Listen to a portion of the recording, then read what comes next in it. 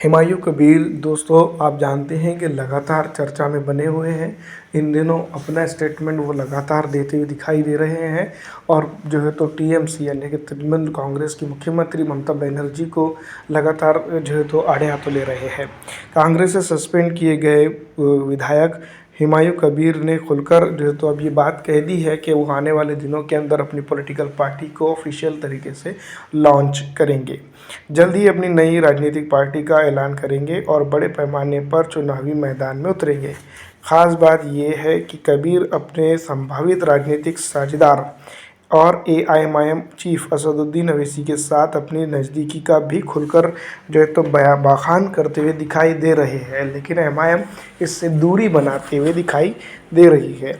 असदुद्दीन ओवैसी के साथ अपनी नज़दीकियों को खुलकर बयान करने वाले हुमायूं कबीर आने वाले दिनों के अंदर जो है तो 135 सीटों पे जो है तो विधानसभा चुनाव की तैयारियों विधानसभा में प्रत्याशी उतारने की बात भी करते हुए दिखाई दे रहे हैं।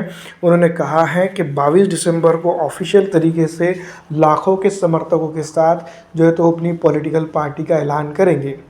यहाँ पर अगर बात की जाए तो 37% वेस्ट बंगाल के अंदर मुस्लिम मतदाता हैं या मुसलमान हैं, जिसके दम पर जो है तो वो अपनी 135 सीटें निकालने की भी बात कहते हुए दिखाई देते हैं। तो कुल मिलाकर अगर बात करें तो क्या वाकई में जो है तो इतने दमदार तरीके से ये सब चीज़ें हो सकती हैं या नहीं, कमेंट करके ज़रूर बताइएगा। लेकिन जिस तरह के हालात इस इलाके के हैं और जिस तरह की राजनीति यहाँ हो रही है, 6 दिसंबर 1992 की तारीख को दोहराने की कोशिश जो है तो उन्होंने की। ये 6 दिसंबर 2025 के अंदर यहाँ पर बाबरी मस्जिद की बुनियाद डालकर।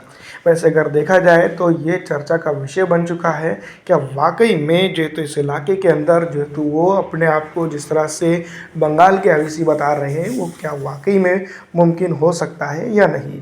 कमेंट करके हमें ज़रूर बताइएगा, क्योंकि बहुत सारे लोग इनको बीजेपी का भी एक एजेंट मान रहे हैं और इस तरह की राजनीति से सिर्फ और सिर्फ बीजेपी को फ़ायदा होगा, ये बात कहते हुए दिखाई दे रही है। फिलहाल इस वीडियो में इतना ही। अच्छे लगने पे लाइक शेयर ज़रूर कर दीजिएगा।